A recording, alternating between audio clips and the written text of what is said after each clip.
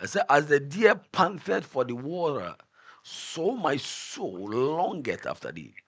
There is a longing in the spirit of humanity to contact power. Why? Because of our makeup. Our makeup. We are made the image of an invisible, powerful, mighty. So you see, when you look at DNA samplings, there are certain we call character conduct. Whatever is in your father, we will see those traces in your characteristics. So the point here is that because you were created in the image of a God, and that God is a powerful God, there is something in you that is power. You see, you see, that is even what deceived. That is what deceived Lucifer. That is what deceived Adam. You know, Pharaoh became so powerful that he felt has all the power. And you look at Lucifer, even all the power God has given him as still not satisfied. God has given him as still not satisfied. Still not satisfied. Satisfied. He still he still want to be like Almighty. The inner desire that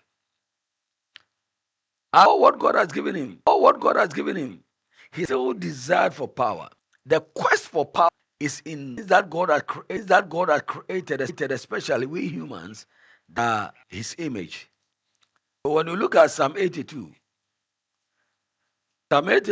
says something.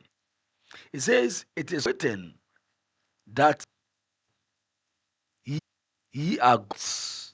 Ye are gods. Ye are gods. That is why people can spend millions, and the millions they have spending just to have power. Whether it's political power, Christian religious to America. What for? To be empowered.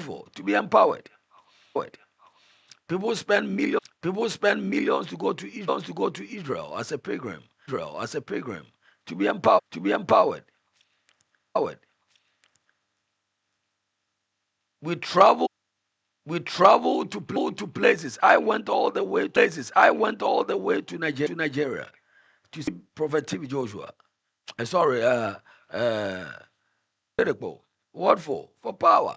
Went to Zimbabwe to meet a prophet. What is it for? To be empowered.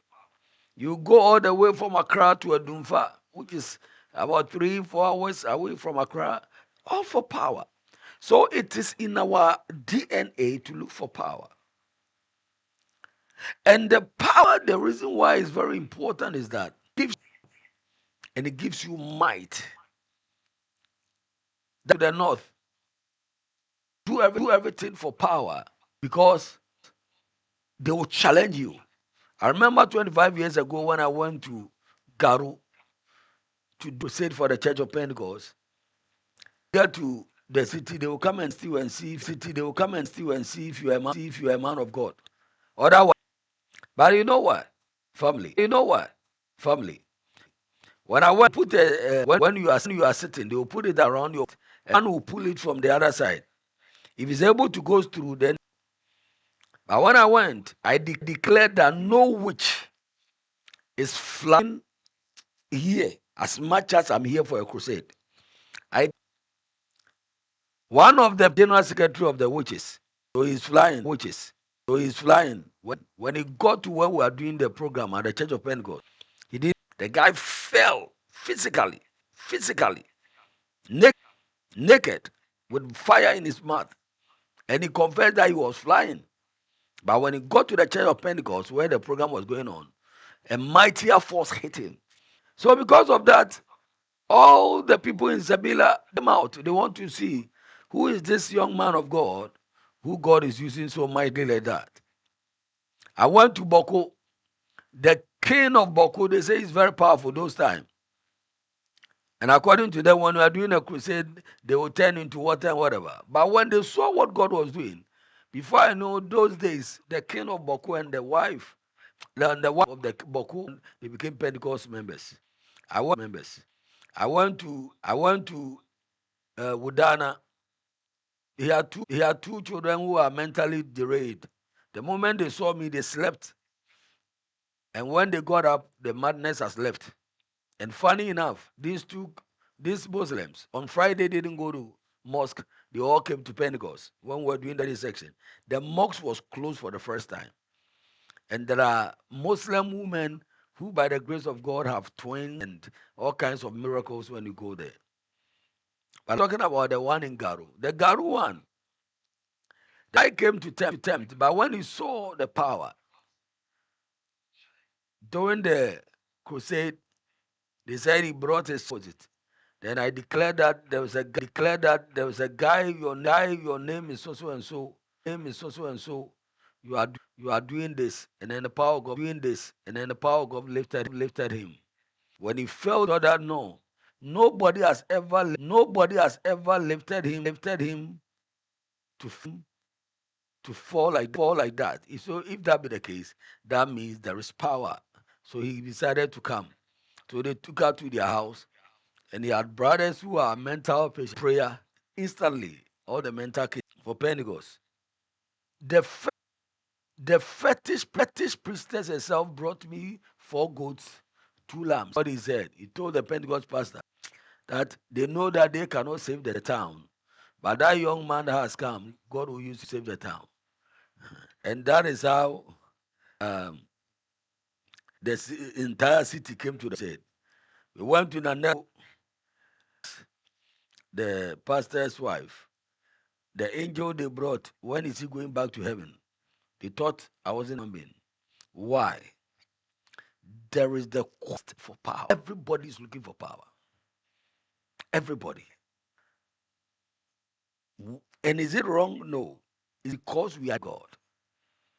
So our system yearns for power. And one of the main reasons why we look for power is because we need the power to solve certain problems. We need power to solve certain problems. So they went to the Jesus chapter 8 and see something. Why Jesus gave them the verse 6 will give us the reason why Jesus gave them that answer, that you need power. The verse 6 says, when they are together, they asked him, that is Jesus, Lord, is it the time you will re-establish or restore the kingdom back to Israel? These people had a problem. The kingdom is being destroyed. They are under the Roman rule, and they needed somebody who is powerful, who can save them from the hands of the Romans. So when Jesus came, they were looking for somebody who is a political messiah. And after some time, they saw that Jesus is not doing what they want.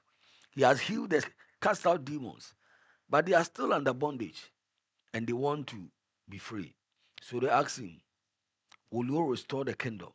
Because that's one of their major issues. It's not politicians are the disciples. They have seen him raise Lazarus, but they are still asking. That is why, man of God, if you're a man of God listening to me, either on YouTube, Facebook, Zoom, listen to me.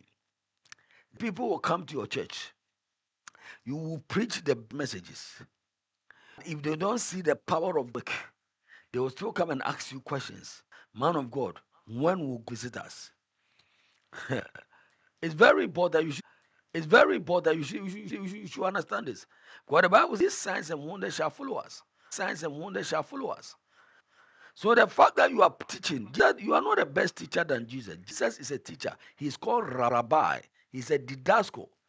So is a teacher, a rabbinic teacher that teaches you to become like him. So Jesus, powerful teacher.